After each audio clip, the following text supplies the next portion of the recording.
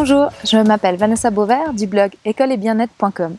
C'est un blog qui accompagne les enseignants souhaitant transformer leur façon d'enseigner pour être au plus proche de leurs valeurs et des besoins de l'enfant. Dans cette série d'interviews, vous allez voir des enseignants qui ont transformé leur façon d'enseigner depuis quelques années, voire des dizaines d'années, afin d'avoir un enseignement qui leur corresponde vraiment et qui corresponde aux besoins de l'enfant. J'ai aussi interviewé des enseignants et des acteurs des écoles dites alternatives qui vous parleront de leur pédagogie. J'espère que cela vous permettra de prendre des outils ou des principes qui vous parlent.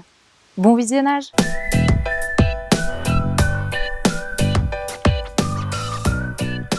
Bonjour l'équipe d'École Vivante. Bonjour. Bonjour. Pouvez-vous vous présenter en quelques mots? Je m'appelle Floriane, je suis enseignante en 1P2P, j'ai 32 ans. Pour moi, l'enseignement, c'était une reconversion.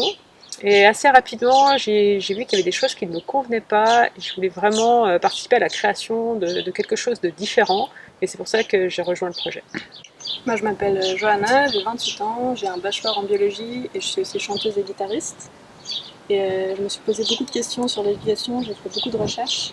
Et quand j'ai découvert la philosophie Sudbury, j'ai été très enthousiasmée et c'est pour ça que je me suis engagée dans ce projet. Bonjour, je m'appelle Emmanuel, j'ai 40 ans et j'ai enseigné pendant 16 ans à l'école publique la musique. Et malgré mes recherches dans l'éducation, l'innovation, j'ai toujours cherché à faire des choses nouvelles. J'ai jamais réussi à aller aussi loin que ce que je cherchais à faire. Et je suis tombé sur la philosophie Sudbury et donc ça m'a enchanté aussi. Donc j'ai pris la décision de créer une école de ce type-là. Voilà. Moi c'est Ludovic, j'ai 35 ans, père de 3 enfants. J'ai passé plusieurs diplômes dans le transport et logistique en fait, où j'ai eu 10 années d'expérience et ensuite j'ai voulu changer de voie, de métier. J'ai eu la chance de partir 2 ans et ensuite j'ai basculé dans l'éducation. J'ai été assistant 1P2P, j'ai fait du périscolaire et j'ai accompagné en fait des enfants aussi en difficulté et des enfants handicapés. Et en ayant toutes ces expériences, j'ai rencontré Emmanuel à une réunion qui parlait de la philosophie Sudbury il y a 2 ans en fait. Et j'ai eu un énorme coup de cœur parce que ça m'a rappelé pas mal mon enfance, mon éducation et ce que je vivais. Et voilà, c'est quelque chose qui me plaît et voilà, quelque chose que je crois. Emmanuel, peux-tu nous présenter dans les grandes lignes le projet d'école? Alors l'école vivante, c'est un projet donc d'une école démocratique et Sudbury. Et les écoles démocratiques et Sudbury sont fondées sur 2 principes, 2 outils fondamentaux. Le premier qu'on appelle soit les apprentissages autonomes, soit les apprentissages libres ou naturels. Et le deuxième grand principe sont les institutions gérées avec les jeunes qui permettent de gérer tout ce qui est le vivre ensemble dans l'école. Donc les apprentissages autonomes, le premier outil, c'est les jeunes ont le droit d'apprendre ce qu'ils veulent, comme ils veulent, quand ils veulent, où ils veulent, s'ils veulent. Les apprentissages sont totalement libres sur le programme et sur la méthode d'apprentissage en termes classiques. Et le vivre ensemble, donc il y a 4 institutions dans notre école qui permettent de gérer l'école. Le plus important, on va dire, c'est le conseil d'école qui est donc une réunion hebdomadaire avec les jeunes volontaires qui a tout pouvoir sur l'école, le pouvoir financier, le pouvoir de prendre les décisions, d'organiser les projets, de gérer les lois, faire les lois, modifier les lois. Ça, c'est le conseil d'école une fois par semaine. Une fois par jour, il y a des institutions, des outils et des institutions de résolution des conflits. Avec les jeunes aussi, une partie est faite avec les jeunes.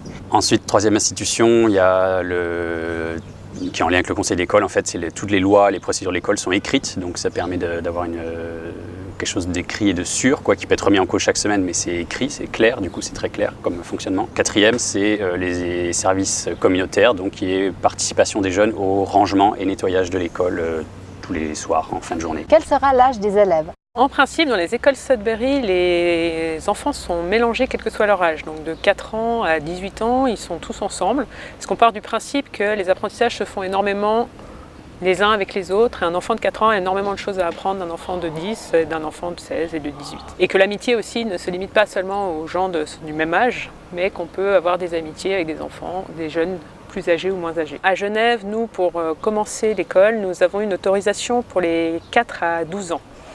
Pour l'instant, on espère par la suite avoir une autorisation qui nous permettra d'accueillir les jeunes jusqu'à 18 ans. Peux-tu approfondir la question des apprentissages autonomes? Chaque élève est complètement libre d'apprendre à tout moment ce qu'il veut, quand il veut. Il n'y aura pas d'horaire distinct, il n'y aura pas de matière plus mis en valeur que d'autres. Et à tout moment, il peut décider de faire 2 heures de maths, faire un peu un programme de sport ou retourner à d'autres occupations. Autour de lui, il y aura nous quatre. On pourra développer et répondre à ces questions. Si jamais on n'a pas les compétences, on fera appel à des intervenants. Et, par exemple, si un élève veut parler le russe ou le japonais, il n'y aura pas de souci pour ça. Parle-nous un peu du conseil d'école. Le conseil de l'école, il a lieu 1 fois par semaine. Et en fait, c'est grâce à cette institution qu'on décide de toutes les lois qui régissent l'école, qu'on décide de tout l'aspect financier. Tout ce qu'on a besoin de décider pour faire vivre l'école, en fait, on le décide dans ce conseil de l'école. Tout le monde peut participer. Et une personne égale une voix, donc qu'on ait 4 ans, qu'on ait 16 ans, qu'on ait 59 ans. Chacun en fait a le même droit et le même pouvoir au sein de ce conseil de l'école.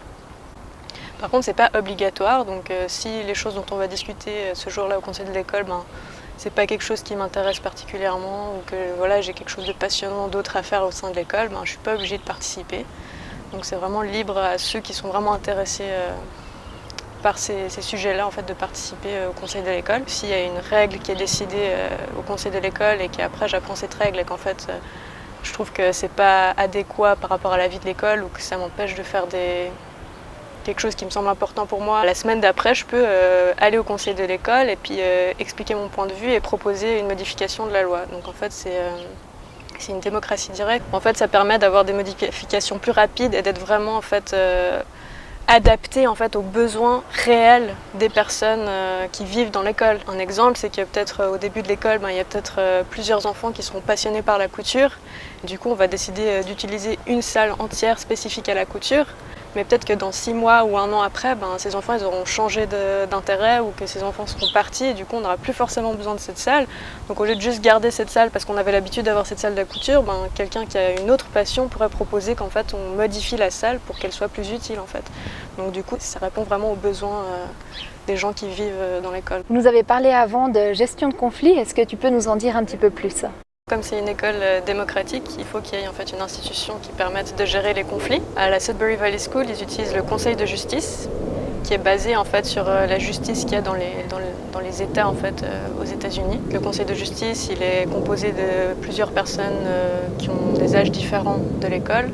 Et puis quand il y a un conflit ou quand il y a quelqu'un qui ne respecte pas une règle au sein de l'école, il y a un système pour pouvoir porter plainte contre cette personne. Et ensuite, les personnes sont amenées devant ce conseil de justice. On décide, il y a une discussion et une enquête qui est menée pour voir exactement qu'est-ce qui s'est passé. Et ensuite, la personne qui n'a pas respecté une règle devra faire quelque chose pour réparer en fait, la règle qu'elle n'a pas respectée. On pense qu'on va utiliser pour certaines choses donc, le conseil de justice. Mais on s'intéresse aussi à d'autres manières en fait, de gérer les conflits, comme par exemple la médiation, qui pourrait se faire sur le moment. En fait, s'il y a un conflit entre 2 personnes, qu'il puisse y avoir 1 ou 2 médiateurs qui puissent directement en fait, avoir un échange et une discussion avec les personnes qui sont en conflit sur le moment. Et on s'intéresse aussi en fait, au cercle restauratif, qui est aussi une autre manière de gérer les conflits, qui est un peu basée sur la communication non violente. Peux-tu nous dire les avantages d'une telle pédagogie ? C'est une pédagogie qui tend vers les apprentissages individualisés. Moi, en tant qu'enseignante, quand on doit apprendre la même chose à 25 enfants en même temps, alors qu'ils ne sont pas spécialement prêts pour ça, voilà, c'est quelque chose que beaucoup d'enseignants vivent et qui est assez difficile à gérer. Surtout que les jeunes, s'ils n'ont pas envie de l'apprendre à ce moment-là, c'est un peu du temps perdu pour tout le monde. À l'heure actuelle, avec les technologies qui fait qu'on a accès à énormément de connaissances, il y a d'autres compétences à développer peut-être en priorité, comme le vivre ensemble par exemple, ou apprendre le fait qu'on peut être acteur de notre vie. Donc, c'est-à-dire le jeune, s'il a vraiment envie d'apprendre quelque chose, il va chercher les ressources et les solutions pour apprendre, comprendre ou faire ce qu'il a envie de faire. Les jeunes à l'école traditionnelle, ils ont assez peu l'occasion d'exercer réellement la démocratie, vraiment d'avoir un avis à défendre qui peut être voté vraiment par les autres. Donc après, ils arrivent à 18 ans dans un monde où ils n'ont jamais eu vraiment cette occasion de l'expérimenter réellement. Ce qui sera au contraire dans le cas dans cette école, et l'enfant dès 4 ans aura l'occasion d'exposer son avis et de voter. Peux-tu nous décrire un peu une journée type ? Il y a un nombre d'heures minimum. Ensuite, c'est free, complètement free. C'est-à-dire qu'un membre peut arriver à une certaine heure, peut décider de faire du foot parce qu'il fait beau et parce qu'ils ont décidé ça avec des copains. Ils peuvent faire ça pendant 2 heures par exemple, et ensuite peuvent travailler sur un exercice spécifique lié à une formation ou à des mathématiques, français. Ils peuvent faire des cours de cuisine et ensuite peuvent même voilà, faire des activités ou à ce moment-là prendre rendez-vous avec des intervenants s'ils veulent prendre des cours aussi spécifiques liés à ça. Quelle sera la posture de l'enseignant? Il n'y aura pas d'enseignants dans notre école. Les membres adultes sont des membres comme les autres avec les mêmes droits et les mêmes devoirs. Simplement, on aura quelques responsabilités, donc de s'occuper de tout ce qui est administratif de l'école, de s'assurer de la sécurité, du cadre démocratique. Après, on sera vraiment des membres comme les autres et on vivra notre vie dans l'école. Bien sûr, on sera toujours à disposition des jeunes pour répondre à leurs questions, les accompagner, les aider si ça vient d'eux, en fait, s'ils demandent. Mais par contre, on ne va jamais les forcer ou les obliger à faire quelque chose qu'ils n'ont pas envie. Comment vous situez-vous par rapport au plan d'études roman? Le plan d'études roman, donc c'est une obligation légale pour toutes les écoles privées de Romandie. Et donc nous sommes en train de créer un logiciel qui permettra de suivre les apprentissages du plan d'études roman. Chaque activité des jeunes est traduite sous forme d'attente fondamentale correspondant au plan d'études roman. Ce n'est pas tout à fait une évaluation, c'est un suivi des apprentissages, ce qui permet de savoir où chaque élève en est. Quel sera le prix de l'écolage? Alors le prix de l'écolage, on s'est basé sur les moins chers qui existent dans les écoles privées de Genève. Donc c'est 1 200 francs par mois sur 10 mois. Donc ça c'est beaucoup moins cher c'est 40% moins cher que l'école publique, puisque l'école publique, en faisant les calculs, c'est les statistiques du SRED, service de recherche en éducation de Genève, qui publie ces chiffres-là. Et ça coûte donc 2 000 francs par mois et par jeune à l'État pour l'école publique. Donc nous on essaye de ne pas demander 2 000 francs aux parents pour essayer d'être accessible au maximum de parents. Donc on a fait un budget qui fonctionne avec 1 200 francs par mois et par jeune, sur 10 mois. Mais c'est pas suffisant, au démarrage d'une école, c'est difficile d'équilibrer le budget. Donc on a fait appel à des fondations, donc on est en attente de réponse de ces fondations-là. Et on va faire aussi un projet de crowdfunding pour notamment tout ce qui est équipement de l'école. Pour quand est prévue l'ouverture de l'école? Aujourd'hui, mi-juillet, nous attendons toujours la réponse d'une régie par rapport à un local que nous avons visité et qui serait idéal pour notre école. Si la réponse est positive, on espère vraiment pouvoir ouvrir début septembre. D'ailleurs, on se trouve aux abords de ces locaux, avec beaucoup de nature autour. C'est le local de la Voie lactée qui déménage et nous pourrions récupérer ces locaux. Donc à Meyrin, rue des Champs-Fréchets. Un magnifique parc, de quoi faire du sport, un terrain de foot, plein de choses, de la verdure, vraiment idéal. Les personnes qui voudraient plus d'informations sur École Vivante, où peuvent-elles aller? Alors on essaye d'organiser au maximum des réunions publiques tous les mois. Et pour cet été, vous pouvez nous retrouver dans différents parcs pour faire des pique-niques sur Genève et environ. Nous participerons également au festival Alternatiba le 22 septembre 2018, où nous aurons un stand, et également au festival de l'éducation qui se déroulera le 31 mars à Genève. Nous avons une page Facebook, École Vivante Genève. Et nous avons un site internet, école-vivante.ch. Merci beaucoup à toute l'équipe et je vous souhaite beaucoup de succès pour cette école. Merci Vanessa. Merci d'avoir regardé cette vidéo. Vous pouvez retrouver tous les interviews sur ma page YouTube Vanessa Beauvert École et Bien-être ou sur mon blog écoleetbienêtre.com. Vous pouvez également me suivre sur Facebook ou Instagram. Et si vous avez aimé cette vidéo et pensez qu'elle peut être utile à d'autres enseignants, partagez-la, likez-la. Vous pouvez également me mettre des commentaires sous la vidéo ou m'écrire à vanessa@écoleetbienêtre.com pour me faire part de vos questions, de vos thématiques que vous aimeriez que j'aborde. À bientôt!